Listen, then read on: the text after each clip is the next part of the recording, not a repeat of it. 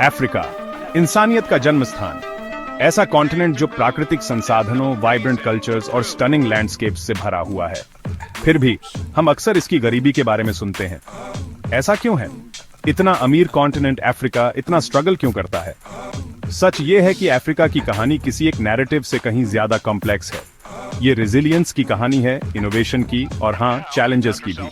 Africa की economic situation को समझने के लिए हमें हेडलाइंस से आगे देखने और इसके इतिहास में जानने की जरूरत है। हमें उन ताकतों को समझने की जरूरत है, इंटरनल और एक्सटर्नल दोनों, जिन्होंने इसके वर्तमान को आकार दिया है। तभी हम पूरी तस्वीर को समझना शुरू कर सकते हैं और इस डाइवर्स कॉन्टिनेंट के अंदर छिपी इनक्रेडिबल पोटेंशियल को अप्रिशिएट कर सकते हैं। आप अफ्रीका की इकोनॉमिक रियलिटी के बारे में बात नहीं कर सकते बिना कॉलोनियलिज्म के बारे में बात करें, जो सबसे बड़ी प्रॉब्लम है। सदियों तक यूरोपियन पावर्स ने अफ्रीका को बर्थडे केक की तरह बांट लिया, इसके रिसोर्सेज और लोगों का अपने फायदे के लिए इस्तेमाल किया। उन्होंने ऐसी बॉर्डर्स बनाई जिनका कोई मतलब नहीं था, कम्युनिटीज को तोड़ दिया और ऐसे कॉन्फ्लिक्ट्स शुरू किए जो आज तक चल रहे हैं।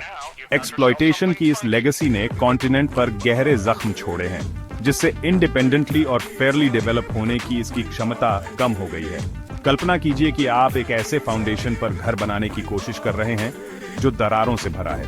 यही चैलेंज कई अफ्रीकन नेशंस फेस करते हैं। सिस्टम्स, इंफ्रास्ट्रक्चर, यहाँ तक कि इकोनॉमीज भी कॉलोनाइजर्स के फायदे के लिए बनाई गई थीं, कॉलोनाइज्ड लोगों के लिए नहीं। 2025 हो गया है और कॉलोनियलिज्म के दिनों से बहुत कुछ बदल गया है। फिर भी अफ्रीका अभी भी बहुत बड़े हर्डल्स फेस करता है। पॉलिटिकल इंस्टेबिलिटी, करप्शन और इंफ्रास्ट्रक्चर की कमी कई देशों में ग्रोथ को रोक रही है। ग्लोबल सिस्टम, जो अक्सर डेवलप्ड नेशंस के पक्ष में होता है, चीजें आसान नहीं बनाता। इंटरनेशनल ट्रेड का एग्जाम्पल लीजिए।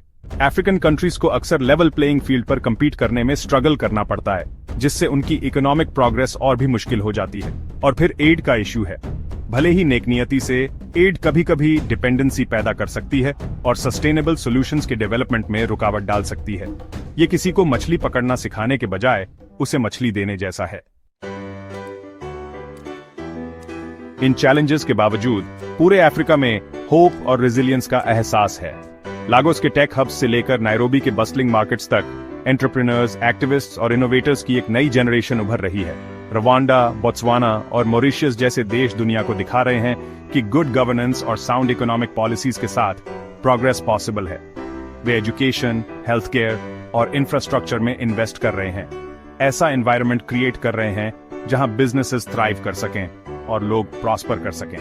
आगे का सफर आसान नहीं होगा, लेकिन अफ्रीका की स्पिरिट, इसके लोग, इसका कल्चर और इसकी पोटेंशियल अनडिनायबल है। अफ्रीका का नैरेटिव बदल रहा है और अब समय आ गया है कि दुनिया इसे नोटिस करे।